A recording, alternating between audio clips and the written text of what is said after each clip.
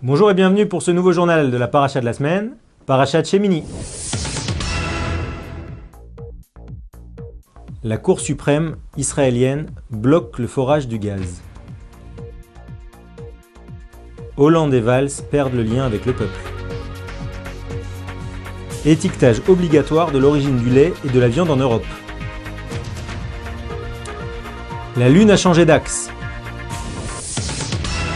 Durant toute la construction du Mishkan, Moshe Rabbeinu n'a de cesse de répéter que tout ce qu'il a fait, c'était pour répondre à l'ordre d'Akadosh Baruch Hu. Dans cette paracha encore plus, au moment où il intronise son frère comme Kohen Gadol et ses neveux comme Kohanim, a fortiori, il met encore plus en avant le fait que c'est un ordre venu d'en haut et qu'il n'y a pas ici, en aucun cas, de trafic d'influence. Alors, au début de la paracha, on voit qu'il convoque les sages pour justement valider une nouvelle fois l'intronisation d'Aaron et bien montrer en quoi il est la personne la plus adaptée pour ce nouveau travail. Alors cette semaine, en Israël, l'actualité a été marquée principalement par une nouvelle décision litigieuse de la Cour suprême sur l'accord du gaz. Il faut savoir que depuis la découverte du gaz, depuis 3 ans, en Israël, notamment le Léviathan, ce puits qui a été démarré en partenariat avec les Australiens de Nobel Energy. Il y a eu énormément de débats sociaux pour savoir si le gaz appartenait aux citoyens, si le gaz appartenait à l'État, quelle partie devait être versée aux citoyens, quelle partie devait être versée à l'État, avec toujours le risque, dans ce genre de débat, de noyer le poisson, et là, de finalement, sous couvert d'impératifs sociaux, faire en sorte que le gaz reste tout au fond de la mer, puisque on n'arrive pas du tout à dégager un bénéfice pour des investisseurs. Et là, en fait, alors même que ça a causé de nombreux remous en Israël, au point que Aryeh Deri a démissionné du poste du ministère de l'économie pour justement laisser se faire l'accord gazier, que a priori tout semblait validé, et bien là la Cour suprême a rendu son accord cette semaine, disant que oui, on pourrait accepter des recours contre cet accord et interroger la liberté du citoyen israélien et son attachement à ce gaz. Il faut mettre ça encore en regard avec la décision de la Cour suprême de valider un espace mixte au Kotel. Il faut mettre ça en regard avec la validité de l'action de la Cour suprême sur la gestion des mikvaot et donc des conversions en Israël. Pouvait être le fait d'autres personnes que les rabbanim. Ce qui interroge ici une espèce soit de trop plein de liberté, soit d'intérêts privés extrêmement complexes au niveau de la Cour suprême, à tel point que des voix s'élèvent de partout, même des voix des orthodoxes disant que ce qui va être bien, c'est que là même les laïcs, d'accord, ils vont faire corps contre la Cour suprême. Alors, ce qu'on doit retenir ici, c'est à quel point, dès qu'on a une posture dominante, on doit faire attention à ce que pensent les gens et à donner et à faire gage d'honnêteté au point que Moshe, tzaddik parmi les tzaddikim, il en vienne sans arrêt à se justifier. C'est très important d'avoir bien ça en tête. Cette semaine en France, des sondages extrêmement négatifs pour l'exécutif, puisque François Hollande et Manuel Valls sont descendus sous les 50% d'opinion positive auprès de leurs supporters de gauche. C'est la première fois que ça arrive, et c'est très intéressant de mettre ça en relief avec les Kohanim qui représentent le peuple, qui valident leurs korbanot, et on voit comment Aaron, une fois qu'il a été intronisé, une fois qu'il a validé ses sacrifices personnels et sacrifices pour le peuple, on voit que sa première action, il bénit le peuple. Comment il est béni? Be'ahava, avec amour. Nulle part, Akadosh Baruch Hu, nulle part Hachem n'a demandé de bénir le peuple avec amour. Pas marqué ça.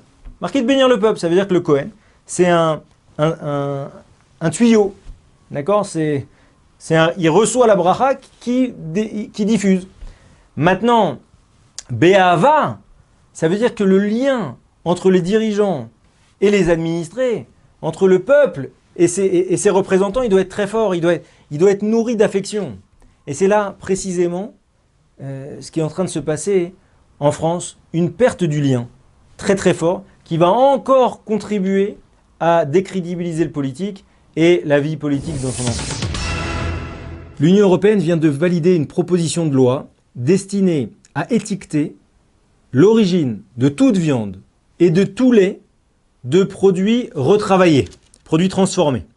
C'est-à-dire que dorénavant, les pays européens vont être encouragés à inscrire l'origine de la viande dans tous les produits travaillés.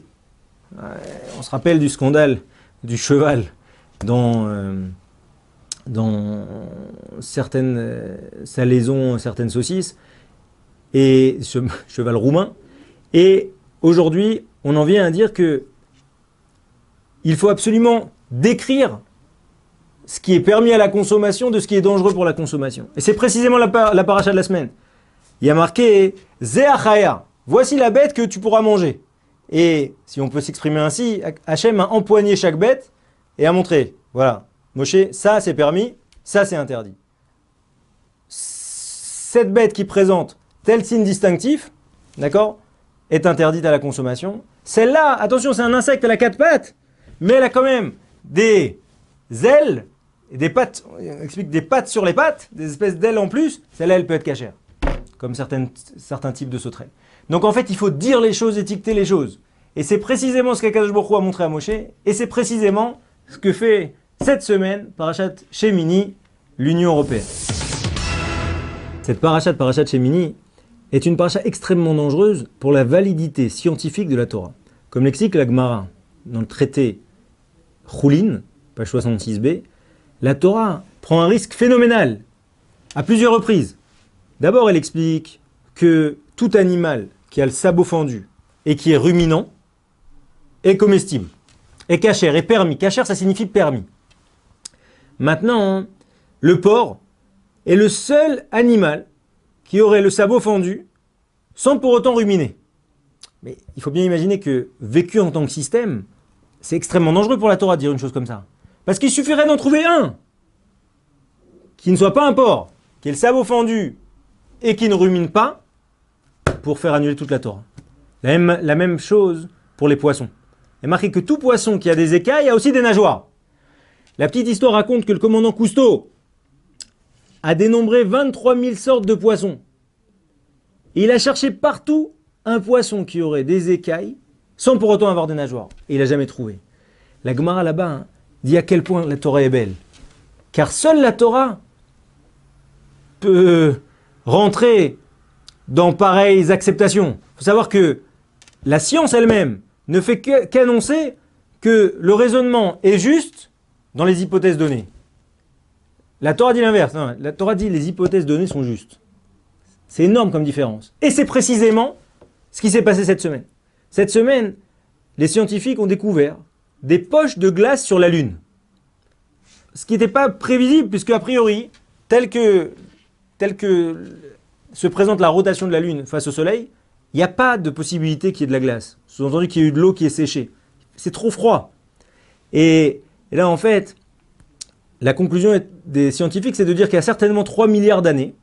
Alors, il y a eu une activité volcanique très forte sur une Lune qui était beaucoup plus chaude et beaucoup plus lumineuse qu'on pensait, qui aurait modifié la rotation de la Lune par rapport au Soleil.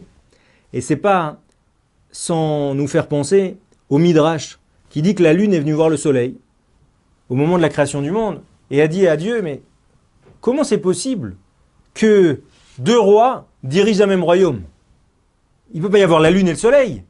Alors il y a marqué qu'Akadosh Baruch Hu a réagi en disant à la Lune, effectivement, toi tu vas perdre ta luminosité et tu ne sauras que la réverbération de celle du Soleil. Et cette semaine, Parashat Shemini, Parashat de l'engagement vers la vérité, l'engagement scientifique, eh bien on voit comment la Lune a pu un jour éclairer. Et c'est ça la force de la Torah. Il est marqué Uistakla de Oraita ou Bara de Alma. Hachem a regardé dans la Torah et il a construit le monde. Et c'est ça qu'on doit toujours avoir en tête. Que les choses n'existent sur terre que parce qu'elles ont une correspondance dans la Torah. Shabbat Shalom.